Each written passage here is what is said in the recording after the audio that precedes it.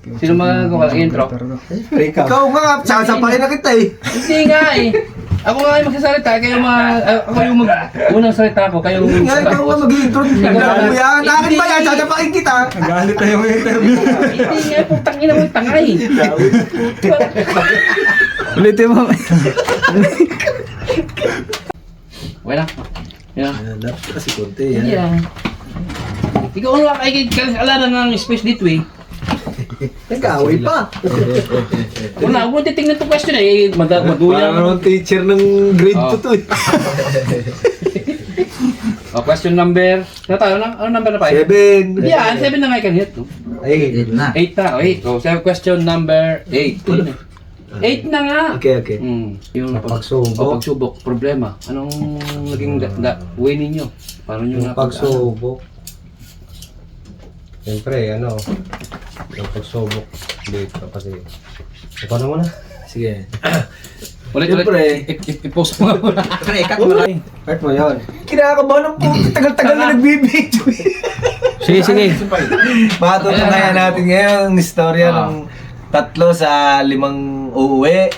Sila ay magpapahayag ng kanilang mga istorya na naging buhay dito sa Japan. Yun, Tingnan ganun natin kung ang kanilang mga buhay ba ay umangat, may nagbago, o uuwing ganun pa Ngayon, rin. aalamin natin. Hindi ko na-edit yan, dire-diretso na yan. Eh, yung normal na nga, ito yung para sa yun pa eh. Ikaw nga dapat. Hindi, okay na yun. What's up sa inyo mga kwento sa kumusta? Yun na po yung pinaka-intro namin. So ngayon, mag-umpisa na ako mag-interview. Karami na sila sabi, hindi ko na alam kung susundin ko. Binigyan ko ko. Hindi, ilang nakailang take na ako eh. Tapos ang gusto naman nila, iutot sila mag-iintro. Vlog ko to eh. Kaya nga, binigyan niya kita. Binigyan ka na ng intro. Hindi, vlog. Ikaw nga mag-intro, ikaw iyo siya. Iyo. Hindi ko akalain na Japan pala yon. So, tinuloy ko na lang. Hindi mo kalain pa yung Japan yung ina-apply mo? Japan. Tanga to eh. Di, ang alam ko kasi. Teka lang. Tama ba tan? Sabahan mo ng konting sabahan mo ng konting giliw ba? No. So, halimbawa ay kay Marlon, sabihin mo, ito, aabangan natin yung mga salitang bibitawan na ito. Mga ganon. Masyadong kontrobersya ang naging buhay nito dito sa Japan. Mga ganon. Yung mga ganon. Lagyan mo ng konting giliw ba? Agency nga eh. Hindi mo alam kung anong bansa ang pupunta. Ulit. Japan sila may... Tama. Hindi naman Japan. Sige. Saka may yun. Ulit. May- Ito siya mongolid ito eh. May Canada, may Ulit lang pa. Ulitin ko na lang ha. Vlog ko din, di ba? Dapat pag-vlog ko, ako na susunod. And dito mga kakwento, so nagkukulitan kami habang nag-i-intro. Mga senpai ito, mga kasama ko mga kakwento, So sa loob ng 5 taon, ano sinabi mo kayo na? Ikaw na magsabi nag-intro na ako eh. So, yun nga mga tol, mga kakwento niya. Nandito kaming 3, 5 kaming uuwi, pero 3 lang kaming nandito ngayon. So, gusto niya na magbigay kami ng konting pahayag o konting kwento kung anong naranasan namin dito sa Japan, kung yung buhay ba namin dito umangat, o uuwi kaming ganun pa rin, o may mga nagbago ba, o yun.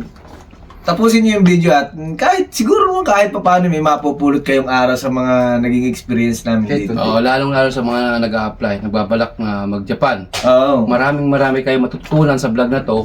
Sa video na to, marami kayong mapupulot na aral at marami kayong pwedeng gawin bago kayo mag-apply dito sa Japan. Paghandaan.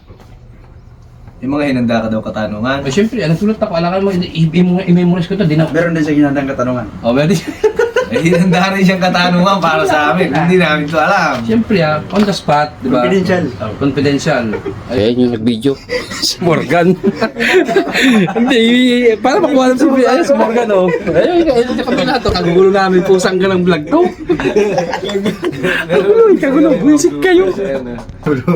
Mali. So ito mga kwento, no, umpisa natin yung katanungan sa ating mga senpai. Yan, talagang pinaupo ko sila tapos meron akong kinuhang ring light na hiniram ko sa kakwarto. Ay, hindi ko pala pinaalam. Ayan. So Shoutout kay Danny, yung ring light mo, nakakaw. Hindi siya nagpaalam. So ito mga kwento, naghahanda ako ng mga ilang tanong. Pero ito mga tanong to, basic lang din naman. So ewan ko lang kung natanong na sa kanila dati, sa kanilang mga, yung kung sino may nag-interview sa kanilang mga ibang nag-vlog, ano. Pero sa akin, opinion ko lang ito. Kung ano may makukuha nyo rito, ito po yung opinion nila. Hindi po namin sinasabi na lahat ng babanggitin nilang salita dito, isasagot nila sa akin ay pare-pareho ng pinagdaanan sa pag-apply dito sa Japan at naging experience sa loob ng 5 taon na pananatili o pakikipagtrabaho sa company dito sa Japan.